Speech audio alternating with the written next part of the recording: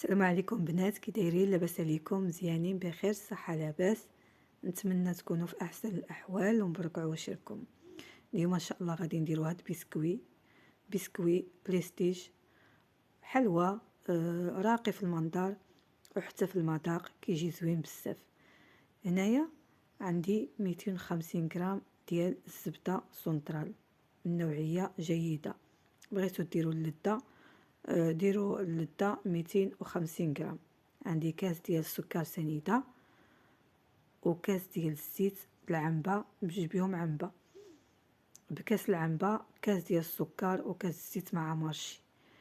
عندي هنايا جوج بيضات متوسطين ماشي كبارين، وعندي 150 غرام ديال الزنجلان اللي صهدته شويه في الفران وطحنته، ما طحنتوش بزاف، خليته شويه باين.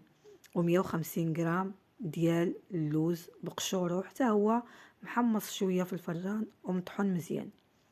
بالنسبه للوز والزنجلان بكاس العنبه كاس ونص ديال الزنجلان وكاس ونص ديال اللوز.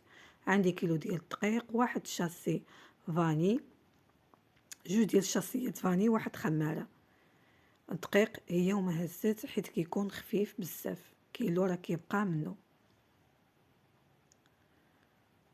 صافي هنايا عملت داك الزبده والسكر والفاني، وكنخدم مزيان داك المكونات مع بعضياتهم، وكنزيد الزيت وكنرجع نخلط المكونات حتى كتولي مخلطه مزيان. وهنايا كنعمل جوج ديال البيضات وداك اللوز والزنجلان كما سبق لي قلت لكم، كاس ونص ديال العنبه بالنسبه ل 150 غرام. هنايا كندير الدقيق بشويه بشويه، الخليط كيفاش كيكون خفيفه. المهم كتكون مجموعه على حسب الدقيق، ما كنقدرش نعطي شحال. كما كتلاحظوا معايا القوام كيفاش داير. هنايا كتحبسوا كيلو ديال الدقيق راه بقى منه تقريبا شي 200 وكثار ديال الغرام. هنايا كنغطيها بواحد السلوفان وكنبقى نطلقها بواحد بابي كويسو.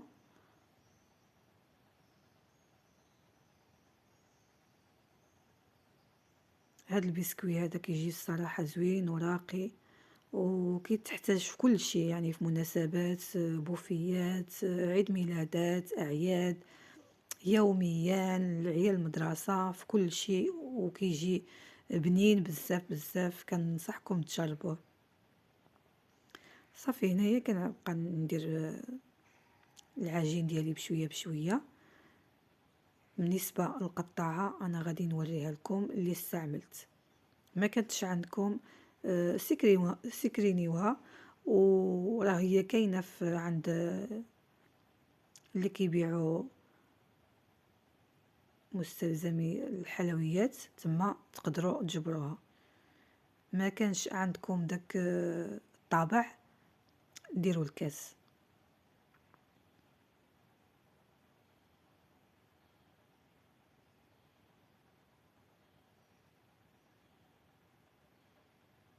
كما لاحظتوا الطابع هذا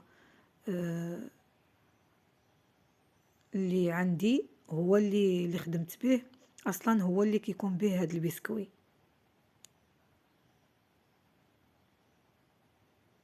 كما سبق لي قلت لكم، ما كانش عندكم ديروا كاس او داك القطاعات الصغيورين، حيت حنايا في المدرسه خدمنا بهذا. هنايا درت داك العجينه رقيقه، غادي نولي نعاود داك العجينه حيت السمك ديالها كيكون غليظ شويه، البسكوي كيكون غليظ شويه. غنولي نجمعها كامله وغادي نولي نعاود داك العجينه.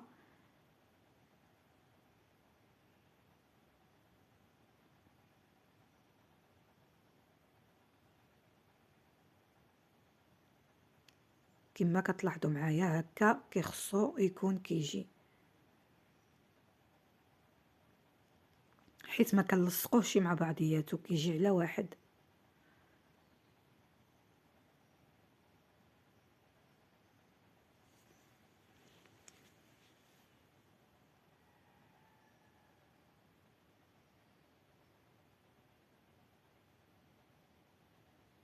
كما كتلاحظوا معايا السمك ديالها كيكون غليظ واحد شويه، زايد واحد شويه. على داكشي عاودت الاولى كامله.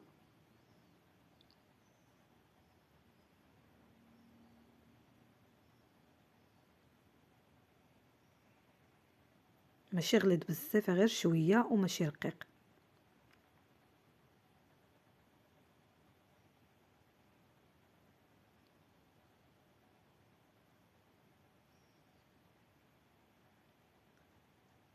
وساهل، ما كيعذب، ما حتى شي حاجه، ساهل في التليق وفي التقطاع، في الحطه ديالو، في الطياب.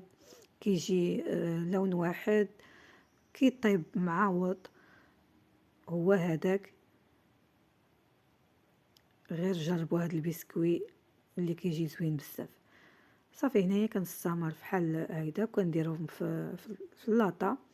بالنسبه للطياب، الفران مشعول على 150 مهيل، ماشي زايد شويه، المهم كيطيب فحال الصابلي. هنايا من بعد ما طاب كامل كما لاحظتوا معايا كيفاش كيجي.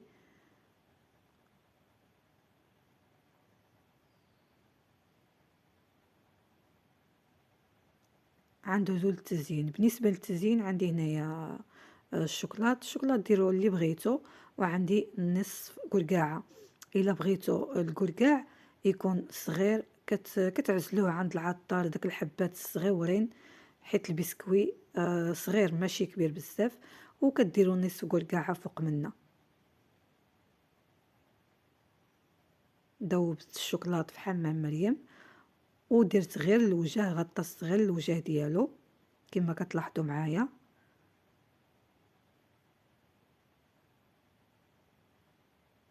وكنتبتو عليه داك النصف قرقاعه من الفوق.